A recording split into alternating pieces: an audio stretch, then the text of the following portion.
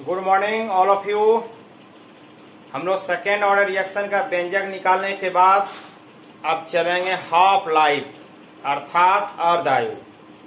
अर्धायु का सिंबल आपको पता है टी हाफ, और आधा का मतलब क्या होगा? अभिकारक की सांद्रता आधी, पहले ही समझा दिया हमने। तो सेकेंड ऑर्डर रिएक्शन का क्या निकला था सूत्र हमको? K = 1/T इंटू एक्स बटे A bracket A minus x.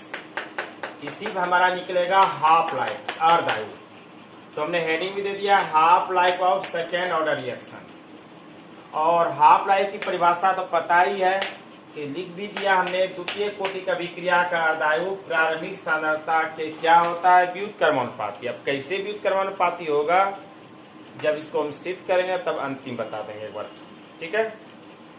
तो चलिए, यह तो आपका सेकेंड ऑर्डर रिएक्शन का फॉर्मूला ही था आपका।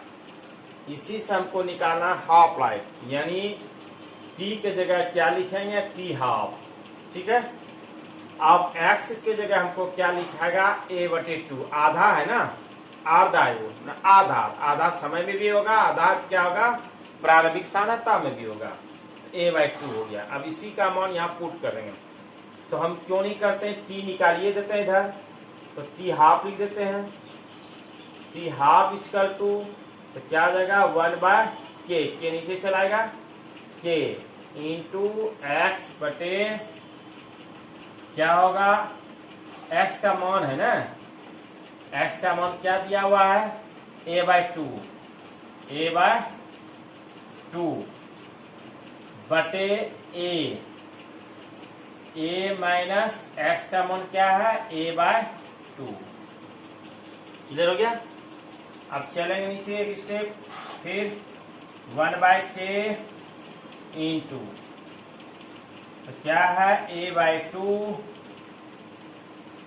अच्छा चलो, इसको भी बच्चे की तरह हम पढ़ाते हैं।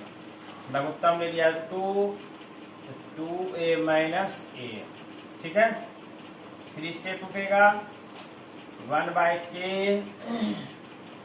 Into a/2।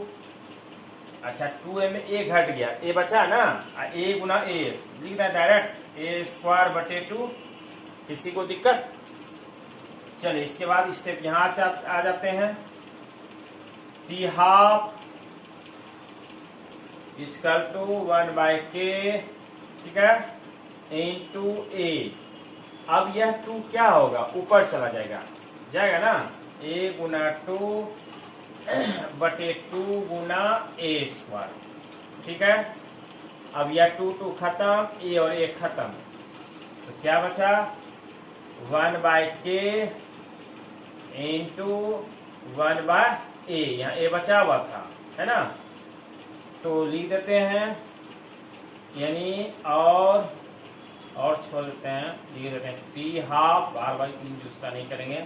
T half equal to 1/k into 1/a। यह भी सूत्र हमको प्राप्ति हो गया टी हाफ का। या चाहते हैं और चेंजिंग करना तो कर सकते हैं, इसी जगह लिख देते हैं, और T half equal to 1/k a। यह भी देख सकते हैं, या और चाहते हैं चेंज करना तो लिख सकते हैं, और टी हाफ। अच्छा k का मतलब क्या होगा? ऐसे तो हमारा अर्धायु निकल गया सूत्र 1/ka। एक लाइन और चाहते हैं, थोड़ा मर्सी करते हैं, जैसे हम दया करते हैं आपके ऊपर, तो यहाँ पर भी थोड़ा दया कर दीजिए आप। तो आपको पता है कि क्या होता है? वेग स्थिरांक कांस्टेंट होता है। तो चलिए k ने लिख करके इसको समानुपाती दे सकते हैं आप, 1/a हो गया।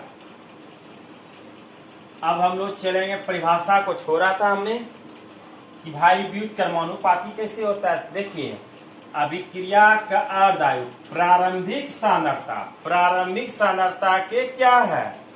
व्युत्क्रमानुपाती है। आ गया? प्रारंभिक सांद्रता के व्युत्क्रमानुपाती होता है, तो उसे कही जाती है हाफ लाइफ। तो चलिए, आज हमने सेकेंड ऑर्डर रिएक्शन का व्यंजक भी सीखा, सेकेंड ऑर्डर रिएक्शन का हाफ लाइफ भी सीखा। यह आपका हुआ जो है समान अभिकारक के लिए। अब हम लोग देखेंगे भिन्न अभिकारक। दो संभावना उत्पन्न हुआ था ना, तो पहली संभावना के अनुसार हमने व्यंजक भी निकाला और इसके बाद हमने क्या किया, इसका आयु भी निकाल दिया। अब हम लोग देखेंगे दूसरी संभावना, तो लेकिन उसमें अर्ध आयु निकालने का जरूरत नहीं होगा। यही तो एक्स्ट्रा बता दिया हमने, एक्स्ट्रा में और एक्स्ट्रा हमने बता दिया। आपने सिंपली मांगा था सेकेंड ऑर्डर रिएक्शन, हमने और उसकी दूसरा विधि भी बता देंगे। लेकिन उसकी विधि जो होगा कैलकुलेशन सारा बोर्ड पे कर देंगे और 2 मिनट में आपको समझा देंगे, ठीक है। क्योंकि नेट का भी प्रॉब्लम होता है, नया चैप्टर भी चालू करना है और आपकी फरमाइश है न्यूमेरिकल। तो न्यूमेरिकल भी क्या करेंगे कि हम न्यूमेरिकल का भी तरीका हम बता रहे हैं कि 15-20 को न्यूमेरिकल देने में समय बहुत ज्यादा लग जाएगा, क्योंकि एक एक न्यूमेरिकल 55 मिनट का लगता है। तो उसमें समय जो ज्यादा इन्वेस्ट होगा, तो उसके लिए हम सोच रहे हैं कि उसका एक नोट्स ही बना देंगे, उसी का स्क्रीनशॉट लेकर के यूट्यूब में डाल देंगे, ठीक है। आप भी बल्ले बल्ले और हमारा भी माथा टेंशन खत्म। अब जो स्टूडेंट को पढ़ने का मन होगा वह सारी न्यूमेरिकल बनाएंगे, ज्यादा टाइम इन्वेस्ट करेंगे, समय उनके पास ज्यादा होगा, तो उसको क्या करेंगे, न्यूमेरिकल को रगड़ेंगे।